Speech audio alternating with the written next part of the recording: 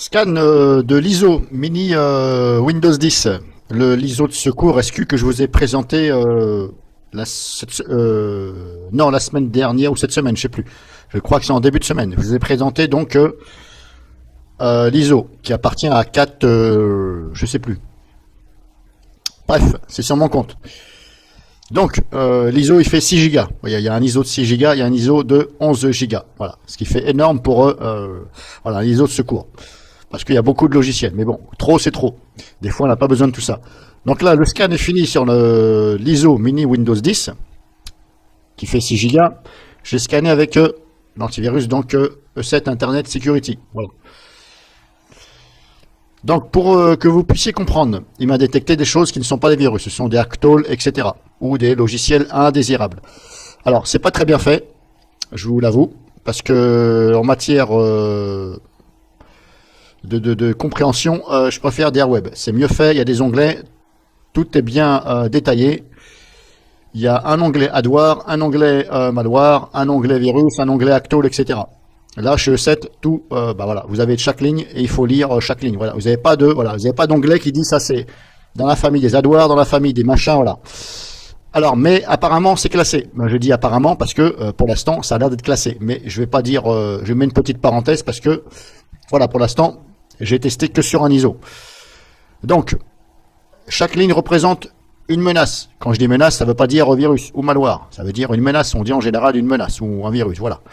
Donc là, on lit la ligne. Alors c'est pas évident parce que déjà c'est écrit en petit. Alors n'hésitez pas à agrandir la fenêtre, hein, parce que sinon, vous n'allez peut-être pas voir. Voilà, vous avez donc le chemin ici de ce que vous avez scanné, plus ce qu'il a détecté. Donc là on voit wireless netview pour exécuter une variante de Win32 PSW-Tool. Voilà, c'est un Actol en fin de compte. C'est un outil pour réparer les PC, etc. Ça fait partie de la famille des outils, des utilitaires. Donc là, ce n'est pas un virus. Application potentiellement dangereuse. Parce que bah, vous pouvez aussi vous en servir vous-même pour faire du mal. C'est pour ça qu'on dit application potentiellement dangereuse. Donc c'est potentiellement. Ce n'est pas application dangereuse. Donc vous voyez, là, toutes les lignes représentent donc application potentiellement dangereuse. Sauf là, bah, il y a marqué archive endommagée, mais là c'est parce qu'il n'a pas pu, je sais pas, peut-être pas pu scanner ou c'est endommagé. Erreur de décompression, bon ça peut arriver. Application potentiellement dangereuse. Si on lit toutes les lignes, donc je vais faire ça. Jusque application potentiellement dangereuse. Donc ça va jusqu'à potentiellement dangereuse.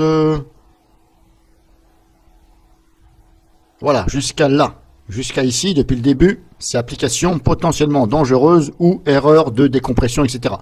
Voilà, pour l'instant, ça a l'air d'être mis sur la même, voilà, au début.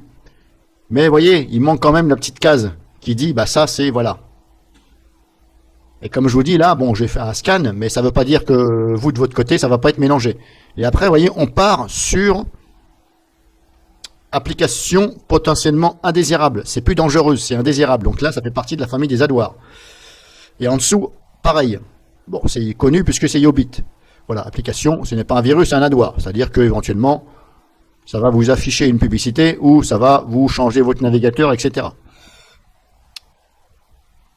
Donc jusqu'à, je vous avais dit, application potentiellement dangereuse.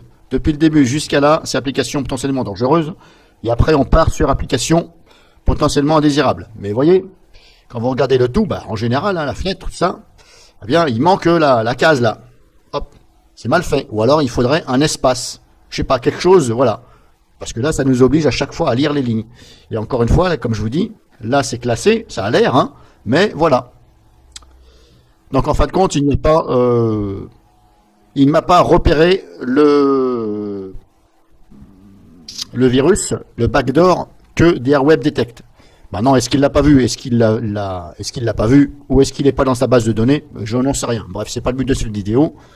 Le but de cette vidéo, c'est pour vous faire voir, grosso modo, comment ça se passe et aussi un peu pour vous aider si vous êtes dans ce cas-là. Alors là, vous voyez, il y a beaucoup de choses. C'est parce que j'ai scanné une grosse archive. Mais peut-être que vous, si vous scannez une archive une petite, il n'y aura pas autant. En tout cas, il sera bien de regarder vous aussi de votre côté et ne pas faire trop vite à cliquer sur nettoyer, parce que si jamais il y a des choses que vous vouliez garder, eh bien c'est un peu embêtant. Donc là, menace détectée, on voit 43, nettoyer 0. C'est normal puisque je lui ai dit de ne pas nettoyer. Donc là, hop, on ferme. Et là, je vous ai fait voir le résultat par rapport à un clic droit sur le dossier. Qui est là. Hop, voilà, celui-ci. Maintenant, hors vidéo, je vais faire celui-ci parce que là, il fait 11 Go. Là, ça va mettre un peu plus de temps. Et je vais regarder éventuellement s'il me voit quelque chose là-dedans. Donc voilà, je vous ai fait voir grosso modo à quoi vous attendre avec le scan. Bon, personnellement, bon, je prends référence avec DRWeb parce que c'est celui que j'avais sur mon PC depuis 5 ans. Hein, je ne le regrette pas du tout. Hein. Je préfère quand même l'interface de DRWeb. Voilà, 3 fois plus. Parce que là, 7, c'est... Il y en a un peu trop. Il y en a un peu trop, c'est voilà, c'est pas très bien fait.